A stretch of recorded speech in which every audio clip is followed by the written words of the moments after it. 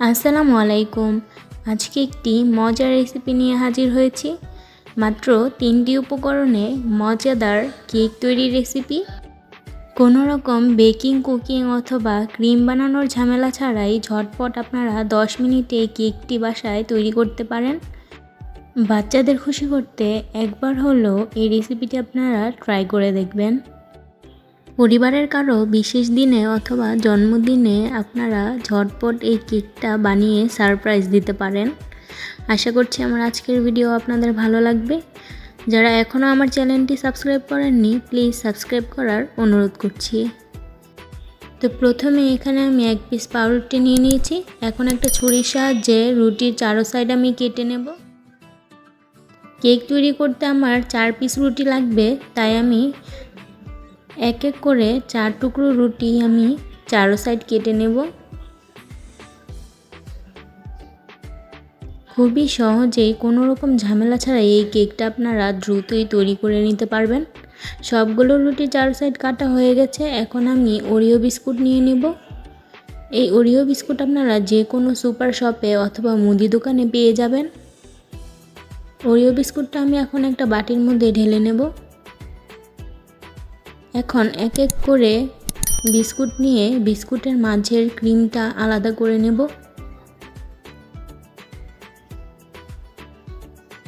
সবগুলো বিস্কুট থেকে আমি ক্রিমটা আলাদা করে নিচ্ছি। এই ক্রিমটা পরে আমি কেকে ব্যবহার করব।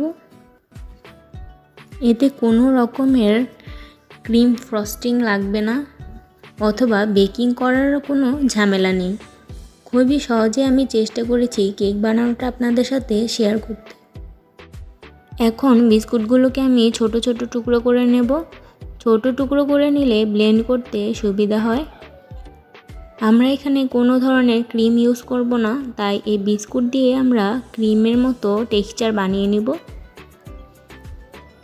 আমার বিস্কুটগুলো ব্লেন্ড করা হয়ে গেছে। দেখুন এইরকম একদম মিহি ব্লেন্ড করে নিতে হবে। এখন আমরা এতে পরিমাণ মতো দুধ দিয়ে একটা ক্রিমের মতো ঘন একটা টেক্সচার করে নেব। দুধটা কতটুকু পরিমাণ লাগবে এটা আপনারা যখন বানাবেন তখন বুঝে ব্যবহার করবেন। আর ভিডিওটা দেখে আপনারা বুঝতে পারবেন বিস্কুটের ক্রিম টেক্সচারটা কেমন হয়েছে। তো রেডি হয়ে গেল আমার বিস্কুট দিয়ে ক্রিম বানানো। এখন আমি সুগার সিরাপ তৈরি করে নিব। এর জন্য সামান্য একটু দুধের মধ্যে 2 চা চামচ চিনি দিয়ে মিশিয়ে রাখবো। আর এখন সেই ক্রিমগুলোর মধ্যে 2 চা চামচ গুঁড়ো দুধ দিয়ে দেব। আর সামান্য একটু লিকুইড দুধ দিয়ে একটা ক্রিমের মতো বানিয়ে নিব। খুব সুন্দরভাবে মেশাতে হবে যেন দানা পেকে না থাকে। দুধের সাথে ক্রিমটা মেশানো হয়ে গেছে। এখন আমি কেকটা সাজিয়ে নেব। এর জন্য এখানে একটা কেক বোর্ড নিয়ে নিয়েছি। এখন সামান্য একটু বিস্কুটের ক্রিম এখানে লাগিয়ে দেব। এরপর 1 পিস পাউরুটি বসিয়ে দিলাম। এখন সেই বানানো সুগার সিরাপটা এতে দিয়ে দেব। সবগুলো জায়গায় ভালোভাবে দিতে হবে।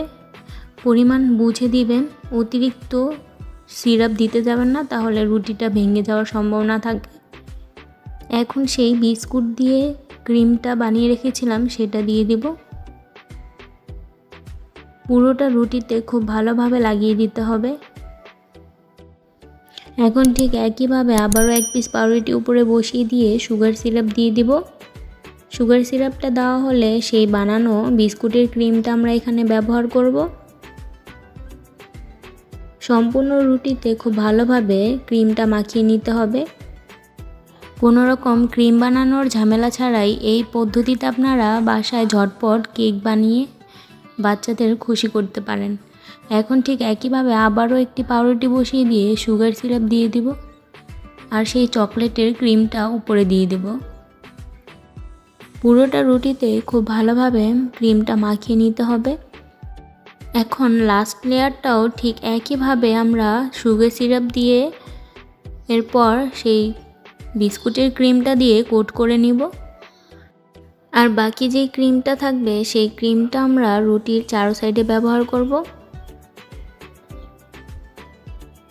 খুব সুন্দরভাবে আস্তে আস্তে এই কাজটা করতে হবে।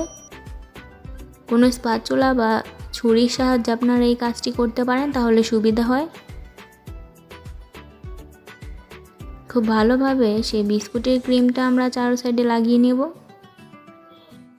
কাছের কোনো মানুষকে সারপ্রাইজ দিতে হলে খুব অল্প সময়ে এই কেকটি আপনারা তৈরি করে ফেলতে পারেন। ক্রিমটা চারো সাইডে লাগানো হয়ে গেলে আমরা নর্মাল ফ্রিজে 5 মিনিটের জন্য রেখে দেব। অন্য সাইডে আমরা সেই চকলেটের প্যাকেট থেকে চকলেটটা বের করে গ্রেট করে নিব।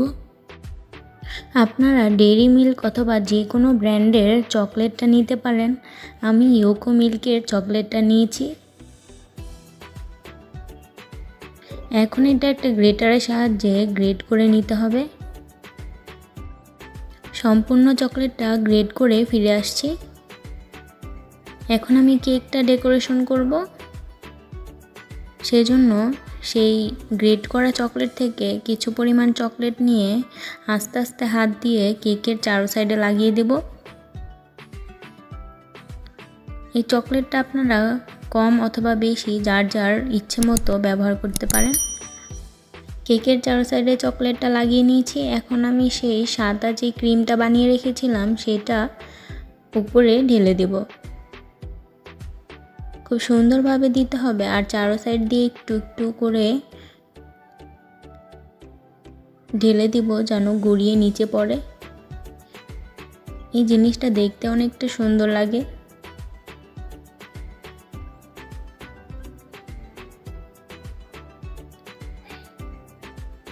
এখন সেই গ্রেট করা চকলেট উপর দিয়ে দিব।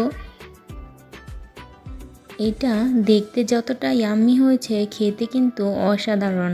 আর এর স্বাদ পেতে হলে বাসায় একবার হলেও এই চকলেট কেকটা আপনারা বানিয়ে ট্রাই করে দেখবেন।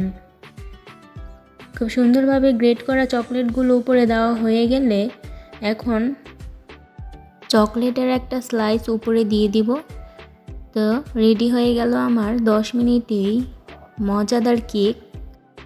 এখন আমি কেকটা ছুরির সাহায্যে কেটে দেখাচ্ছি কতটা সুন্দর এবং কতটা সফট হয়েছে কেকটা, আপনারা দেখেই বুঝতে পারছেন। প্রিয়জনকে খুশি করতে আপনারাও ঝটপট এই কেকটি বাসায় ট্রাই করতে পারেন।